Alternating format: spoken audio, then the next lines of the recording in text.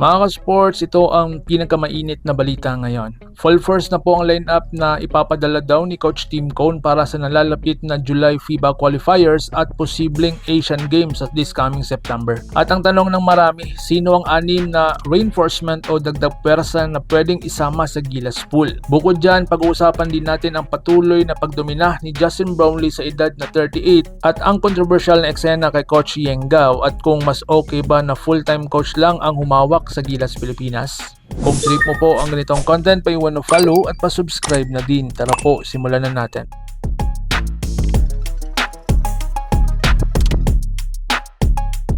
Mga ka-sports, full force na daw ang Gilas this coming July qualifiers. Kung titignan natin ang schedule ng Gilas ngayong taon, dalawang major tournaments agad ang nakaabang. Unang-una po dyan ang FIBA qualifier this coming July at pangalawa, ang Asian Games this coming September. Hindi basta ordinaryong laban ang mga ito dahil malaking epekto nito sa FIBA World Ranking ng Pilipinas, Asian Basketball Standing, momentum ng national team at qualification chances para sa future tournaments. Sa madaling salita, bawal magkamali ang Gilas ngayon. So ngayon, bakit importante ang July qualifiers? Sa kasalukuyan, nasa sensitibong pwesto na po ang Gilas sa standing. Kahit pasok na sa susunod na round, mahalaga pa rin ang bawat panalo dahil magdadala ang record sa